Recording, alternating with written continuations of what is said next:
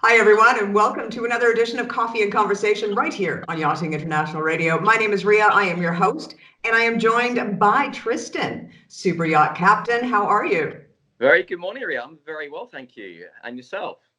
Great, thanks. Listen, I saw that you had been previewed, or one of your videos had been previewed on Unilad the other day. That was pretty exciting. Yes, it was. It was very exciting. Actually, Unilad sent me an email saying, we've been watching your videos. We really think your content will be great for our platform. Can we use it? Can we have access to it? Now, Unilad have, I think, over 45 million followers. So I jumped on it and I said to them, you know what, absolutely 100%. And they did their own edit and it came out really well. So it's great to be for the channel to then have that platform of 45 million people to reach a greater audience. So really happy with that result. Well, I think we're going to see more of those coming up in the future. And you know what? You deserve every single second of it. Oh, thank you. You're very kind. I also hope so. They said they want to use more content. So hopefully in the coming weeks, months, days, we get see some more of the Super Yacht Captain content on Unilad and hopefully Lad Bible as well. Well, I mean, the thing is, you initially set this up for the yachting industry. It has just sort of gone in a different, this is now taking the yachting industry and displaying it for the world to see, which I think is a great step for the yachting industry. Yeah, I agree. Because as you know, the reason I started the channel is because of the negative press that the yachting industry gets outside of our bubble. And I just wanted to show people the reality of working on board a yacht. You're not treated, well, in our case, you're not treated like a slave. It's generally a very good lifestyle. You get to travel, you do work hard, but you do get rewarded for your hours. And that's what we've been doing through the channel. And obviously these platforms like Unilad have picked that up and helping us promote the industry in a positive way. Yeah, that's brilliant. That's brilliant. But you did actually contact me last week to do a segment on the do's and don'ts of looking for work within the industry because you've seen a little bit of a change recently in how people are applying for work. I did, Ria. So the reason I contacted you is a number of weeks ago, we put a post on the yachting platforms on social media because we're looking for new deckhands to join us for the season. And we did a whole write-up of exactly what it is that we needed, who the type of person we were looking for, and the qualifications that they must have. And it clearly stated, do not apply for this job unless you meet all the requirements, and then send your CV and a write-up as to why you feel you'd be right for the position to this email address. Now, the reason I wanted to talk to you about this is because it amazed me by the emails what amazed me was the emails we received from candidates and the absolute lack of professionalism, and respect, not towards me, but towards any employer.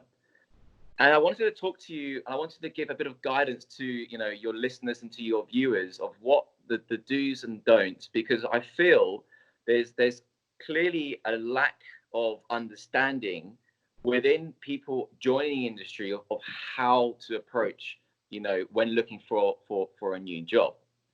So if I'll write a couple of examples. The reason that a captain or an employer states that you must meet these requirements, so let's say the certification, is because we have a thing called a safe manning document.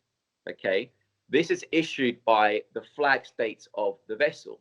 Okay, this is a minimum requirement of the personnel you must carry on board and those qualifications that each personnel member must have legally. So that, the emails that I've got, the majority, I say about 90% of them didn't meet the requirements. They didn't read the job. And me as the captain, we got over 100 CVs for this one job. I had to read through all these CVs for candidates that don't even meet the minimal requirements that we must legally have on board.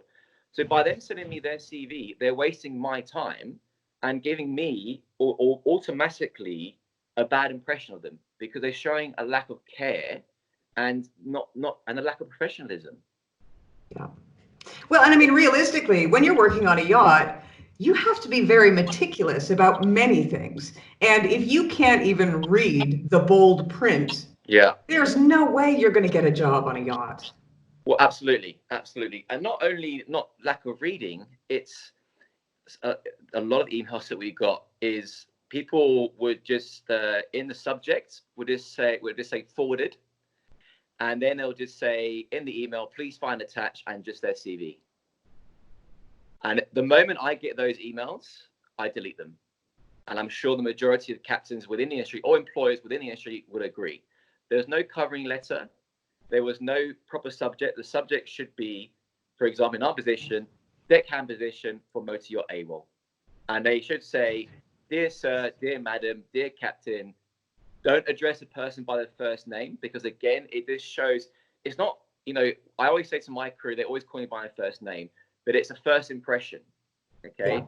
You can't say, you're not going to say to an employer within a corporate company, oh, dear Matt. You're going to say, dear Mr. Such and Such, I'm emailing you today in regards to the job position that you advertised on such and such. But isn't that just a show of respect to begin with? When you don't actually know anybody, you don't know them personally. I mean, a first name basis is after you get to know somebody. So generally speaking, anybody should address an email in such a manner. It amazes me. I can show you the number of emails that we receive, and these people are wanting to work within this industry, not only this industry, in any industry. I just don't understand the mindset. So, I just want, people who are watching this or listening to this, just to understand the importance of the first impression. So from a captain's point of view, just your first email, your first contact with your employer is essential to secure a position on board a yacht or a position in any industry. The other thing, that a lot of the candidates do tend to do is within the CVs, especially when you're sending your CV, a lot of them, now everyone has their own opinion with the CVs. For me, I think keep it to 2 pages maximum, and sorry about that. Keep it 2 pages maximum, and if the employer wants more information, they will contact you. Okay. The other thing that I notice a lot within the objectives within the CV is, sorry, Jim, within the CV is every second CV I receive, they all say that they're passionate about the sea, or they're passionate about working on a yacht. It is such a cliche. Try and be a lot more original. Please, be yourself, because the write-ups we get, it's just another one, and it's like for me, it's like Groundhog Day. So please don't go to other people who are looking for work and ask them what they've written. Be original. Write something that's real to you, and the captain, I will appreciate that a lot more than somebody that says in their CV how passionate they are about being, on the sea or working at sea. Well, I guess part of it is that you want to know a little bit about their personality as well, because you are in close quarters. You are working very long days and a very long season. So you want to know from the get-go, before even getting them on the boat for an interview, whether or not they have what it takes to interact with those already on board. Yes. Yeah. To a small degree, of course. You know what? The reality is, my old chief officer, she made a very, very good point. The reality is, what we do is that it's not just the job that we're looking for. It's not just can they do the position. Is can this person live with the rest of the crew? Yeah. Can they integrate within the crew? And she made a very good point. She said, the reality is you don't really know a person before, especially living and working on a yacht. It takes about 3 months for that person to really come out of their shell and to show, their true selves, right? So as an employer, the importance, we need to get as much information as possible, because the reality is we were receiving an email. You might do 1, 2, or 3 interviews, but you don't really know that person. Okay. So you have to make a judgment based on that. Okay. So every step of the way, the candidate, must show obviously professionalism, but we also want to see the real person. Does that make sense? Yes, completely. Because it's like you say, you live with them. I mean, day in, day out. So you need to make sure that they are and close quarters. I mean, it's not like you guys are living in palatial rooms. It's the quarters are fairly close, so you need to be able to get along and integrate. Yeah, absolutely. And the other thing I'd like to add, it's very important, is especially for the new crew, because let's say we have new crew coming this season, and the majority of them will be staying in crew accommodation. So on T, for example, we have the crew grapevine, we have the crew house, amongst others. And we have contacts with the managements so captains will contact the management of the crew houses, and I've done this, asking them, how is their etiquette within the crew house? Are they tidy? Do they clean up after themselves? So from the moment that you land in this case in the south of France, we will know how you are within the industry by where you're living.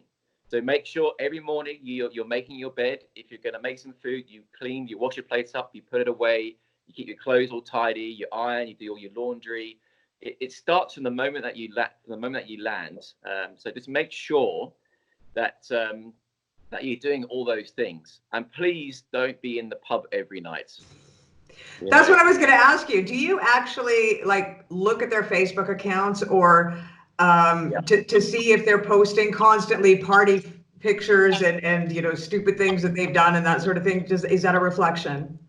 I will be very surprised if employers, not only in yachting, don't look at your social media accounts. We look at all your social media accounts. So if you are, in all your photos, if you're in a pub, drunk in every single photo, we know the kind of person that you are. If you, don't get me wrong, we all go and like to have a drink, but if say you have a photo with a few friends in the pub, but then you're say hiking or you're surfing or you're showing that you're a bit more active, then that for me is a lot more appealing than somebody that's in the pub all the time. So somebody who just lives a normal life, which includes going to the pub with their friends, that's cool. Yeah. But if you're constantly in the pub, then that means you've already got a bit of an issue, because we do know that yachting, there is quite an issue with alcohol overuse. And if we're already seeing that before they're hired, that's not it's dangerous. Well, yeah. And not only that, leading up to the season, sometimes we would hire day workers. And I've turned away a lot of day workers that have been given the job for the week and have arrived the next day with red eyes stinking of alcohol. And I said, you're not working on this boat. You can turn around and go back to where you come from, because you turning up to my vessel hungover, wanting to work on board, not only is it dangerous for you and the people you're working with, you're putting me in a compromising position, because as a captain, I'm responsible for you. So make sure you do, you've got to have fun. I get that. If you're going to go for work or day work, get a good night's sleep, well rested, well hydrated, and, arrive early. Always, never arrive on time. Always get there 10 or 15 minutes early. And never, if they say the job's going to be finishing at 5, don't finish at 5. Okay. Wait till someone comes out and tells you to finish. It might finish at 5:15 or 5:30. All you're doing by doing that is you're improving your chances. Now, in what I've done in the past is I've wanted to employ a deckhand for the season, and I've not advertised it, and I said, okay, we're looking for a day worker, without them knowing, for a couple of days, just to see how they are as a day worker. And I've actually employed a day worker, and I employed them in board for the entire season. So just remember, every little job, whether it's a day or a week or a full season, can lead into your first step within a career within the yachting industry. And let me also just say one more thing, going back to the social media, is not all the crew, but say for example, if you're a chef, if you have an Instagram account and your food, and you take photos of your food and you do write-ups about it, it is really, really beneficial. One of the chefs I've hired in the past was I was actually on Instagram, and I just found him by chance. I was going through his food, and we wasn't only writing, he wasn't only posting the photos, he was doing a write-up of what he did, how he cooked it, and the ingredients, and it was really clever. And through that, I messaged him. I sent him a message through direct messenger, and he got a job on AWOL. So it's really about setting Yeah. yourself up and out of the rest of the pack, as it were. And sometimes you don't even have to apply for a job, because someone like yourself might actually seek you out just based on how original you are and how original your content is. Absolutely. Absolutely.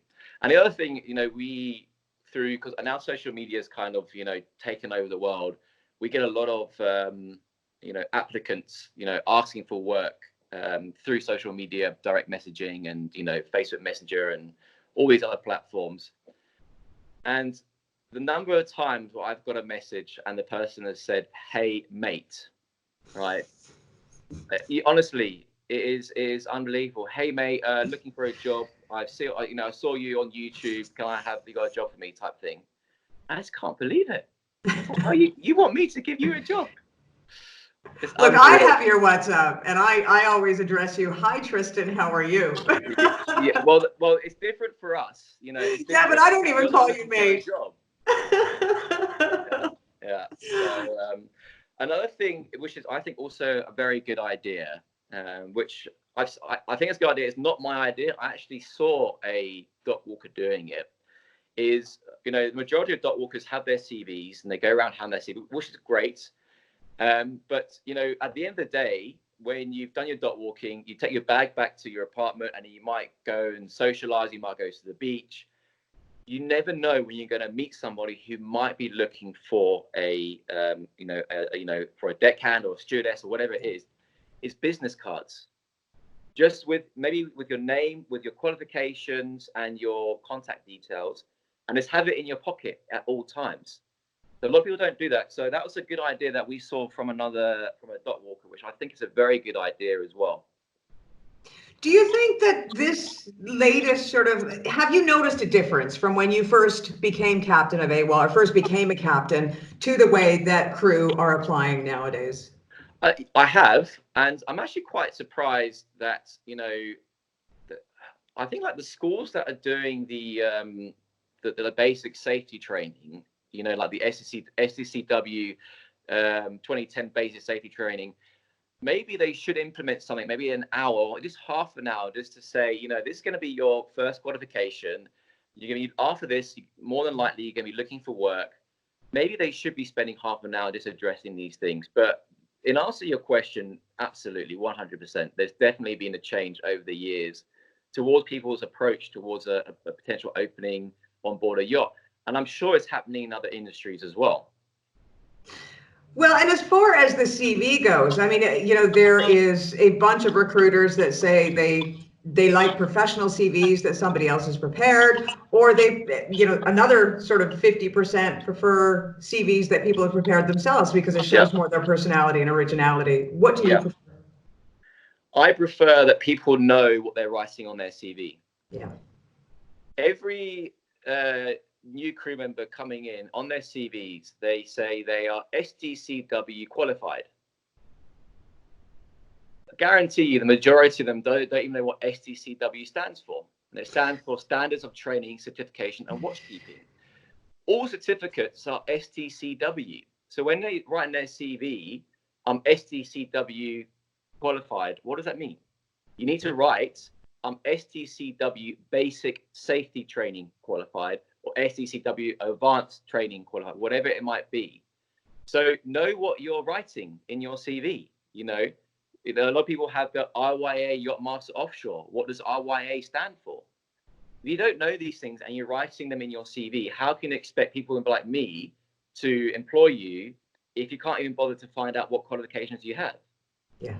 So just be honest within your CV. The reality is, if a captain or employer likes your CV, likes the look of you, they will call you for more information. Another thing that happens time and time again is the references within the CV. The contact details are out of date, or you can't get in contact with them. Make sure on a regular basis that the say it's the chief officer or the captain or the chief stewardess who's on your CV as a reference, make sure their contact details are up to date. Because we had, I think it was last year, I had one CV, he had 4 references, and out of the 4 references, none of them picked up the phone. Not good. not good. It was either out of order or no longer in service or whatever, or they just wanted to pick it up. So make sure that the references are, are within date, and just keep it simple. Don't overdo it. I see lots of these professional CVs. This is my opinion. I'm not saying I'm right or wrong. It's a little bit overdone.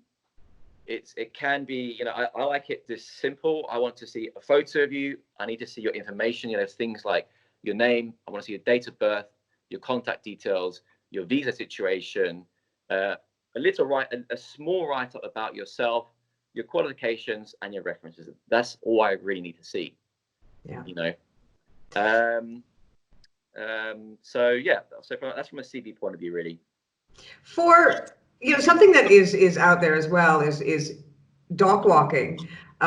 Yes. A lot of people find it very intrusive and annoying the way they're approached when the crew are dock walking. This is another point that I want to talk about, because for me, now I don't want to appear that I do it all the time. I always do my best to speak with dock walkers and to encourage them.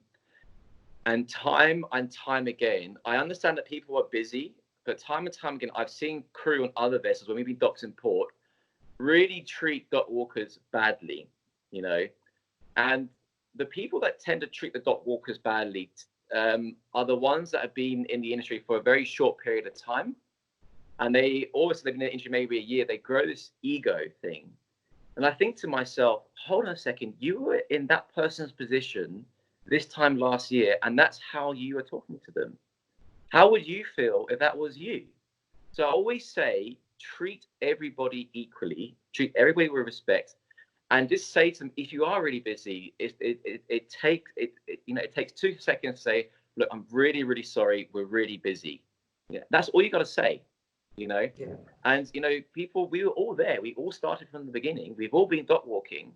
We need to encourage these people, because these people could be the future of yachting. Don't get me wrong. Sometimes, if we are really busy, if I'm stressed, sometimes you might come across as quite rude. But as a dock walker, you need to understand that, it depends on the time of the day. It depends, on the mood of the person.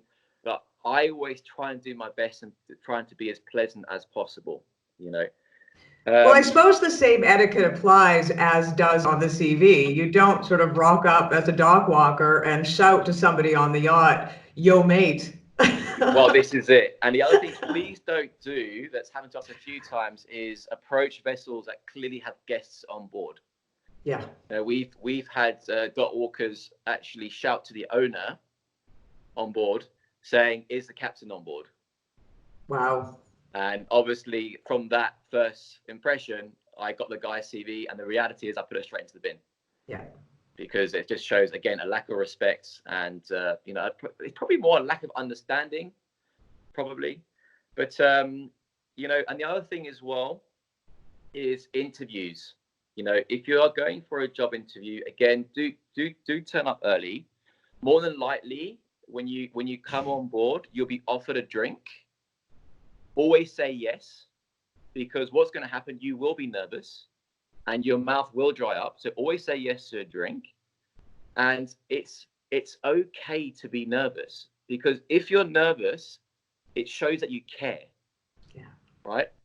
What I don't like for, experienced crew is a bit different, but the new crew is if they don't come across as nervous and a bit kind of overconfident, it shows, not a lack of respect, but it shows a lack of care, that you don't, well, whatever type attitude. So it's good to be nervous in the interview. If you don't know the answer to the question, it doesn't matter. Just say, look, I'm really sorry, I don't know. Or you say things like, I'm not sure, but I'll find out for you. Things like that. Don't try and make stuff up, because we will find out eventually. In the interview, it's very important. First impressions, make sure when you're meeting, your employer, you get a good firm handshake. Eye contact is really important, and you address them as like, good morning, Captain, or good morning, Mr. Mortlock, and then more than likely the captain will be like, oh, good to meet you. Call me Tristan. Because we want them to feel comfortable. Because we want to get them out of their shell and really know who they are as a person. And when you come and sit down, don't slouch over, back up straight, put your hands on the table like this, or, don't cross your arms, things like that. And just be who you are. Don't try and be someone you're not, because if you do get the job, and then your true self will come out eventually. So just be honest. Well, I think honesty and integrity are very, very important when you're working with someone. So Absolutely. it's, you especially when you are in close quarters, as we discussed earlier. And so for you to have that up front is probably makes it easier for you to make a decision. Yeah, exactly. Absolutely. And the reality is, if you're not, you will be found out. Yeah. Because like I said, it takes 2 to 3 months to actually really get to know a person, especially within a yacht. So if you're saying things are not true, you will be found out and then possibly asked to leave. Now, not all captains are as down to earth as you. There are some captains that have egos the same as any other industry in the face of the planet. The boss has an ego. Yeah.